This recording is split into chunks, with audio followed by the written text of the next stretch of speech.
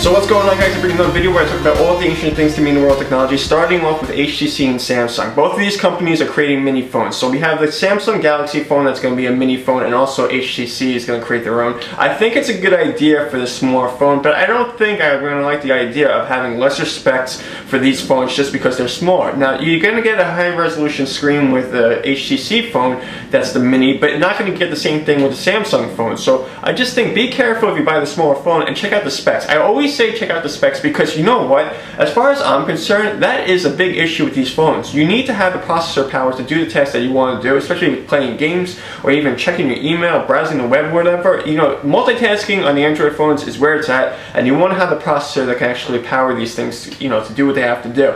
But the only concern I do have is the heating issue. You know, I have a Galaxy S3 and these phones heat up like nothing else. I read another story where somebody in China got electrocuted by an iPhone, and I think this is not just an Android or iOS, you know, problem, whatever. I think people have to look at these things where the phones are overheating, and even when you're charging the phone, because apparently the person over in China, they were answering the iPhone while it's charging. So if you have an issue with your phone, say it's overheating or you had some kind of problem with the battery, let me know and post a comment, because I don't think this has anything to do with a brand. I think this has to do with the processors in the phones. A phone overheating doesn't sound good. It can't be a good thing for the industry. I would imagine these manufacturers need to review this, and if somebody needs to regulate this, say the government or whatever it is, someone has to regulate the idea of having a phone that doesn't overheat. This is a safety issue, and it's also an issue of having a good product. And then continuing on, we have a lot of stories going on about Apple. They're going to be creating an iWatch, supposedly. They went for the patent. Google had done this last year. I heard Google with their Motorola patents, they're going to be creating a watch for themselves. So you're going to have a couple of companies creating watches. I don't know. I'm not too into the idea of wearing a watch at all. So I'm not sure if I'm going to be buying an iWatch or even a watch from Google. But I think that if most people are going to want to use this thing, it's probably going to be in coordination with the smartphone. I don't know. You guys can let me know if you're into the smartwatch idea. I heard people talking about Google Glass. There seems to be a lot of negative reactions toward Google Glass. I don't know.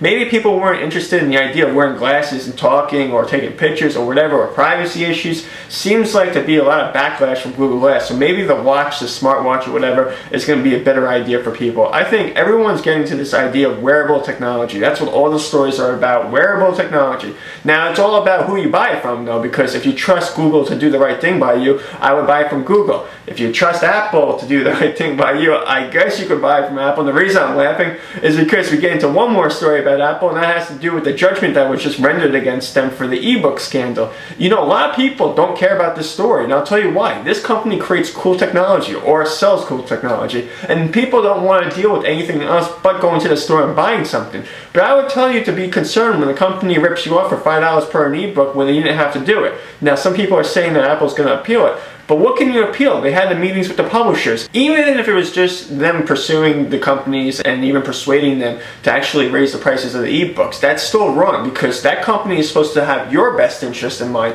So if they went to talk to the publishers, don't you think it would be a good idea to tell them to lower the cost of the ebooks and not raise the price? If you have someone that's selling new products, who you want to trust? The company that just tells the other companies to raise the prices on you when you have to buy something through their market, or the company that actually tries to speak up for you and say, you know what, give a competitive price where it was at, because Amazon was selling the ebooks for $9.99. I think that would have been the better way to go. So those are my personal opinions. You guys can tell me. Post a comment down below. Of course, if you like this video, give it a thumbs up, and I'll see you guys later. Cheers.